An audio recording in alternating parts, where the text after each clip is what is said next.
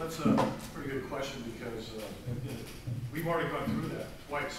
I'm currently in my 5th term in the legislature. I represent Groton and London at the present time. My district changed and now it's going to be Groton and a portion of Ledger. But when I was first elected, we had an $800 million deficit. That was in 2003. And you know, we addressed it in a number of ways, mostly across the board cuts. We did raise, I think, the income tax 0.5%.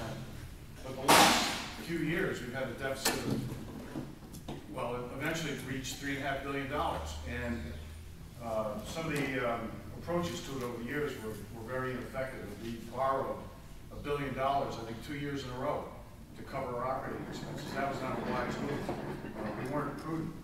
I want to say one thing about how we get into deficits.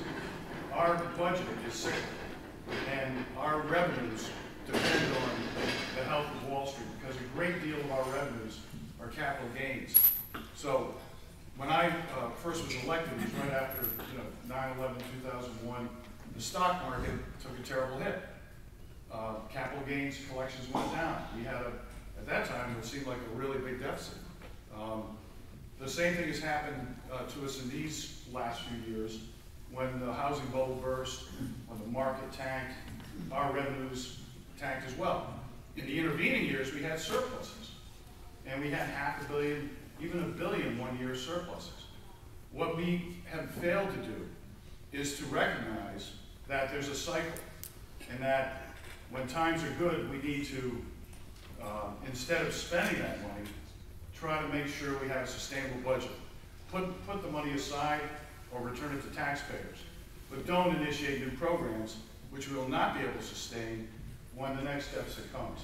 And unfortunately, we didn't do that. We did not keep in mind that with this cycle, when the market goes down, so do our revenues, we get a deficit. So we're dealing with a deficit now. I mean, I think everybody knows what we've done. We've had to raise taxes, we cut spending. But one of the things that I think is really important is tax policy. And I've been concentrating on a thing called tax expenditures, which are tax breaks. I mean, we have $3.5 billion just in state tax breaks. We have billions and billions and billions of dollars in tax breaks for property taxes. And my effort has been to try to close those, return that money to the budget, but also use it to lower rates. So that's some of my thoughts, and thank you for the opportunity. Sorry to get in the hook. That's okay.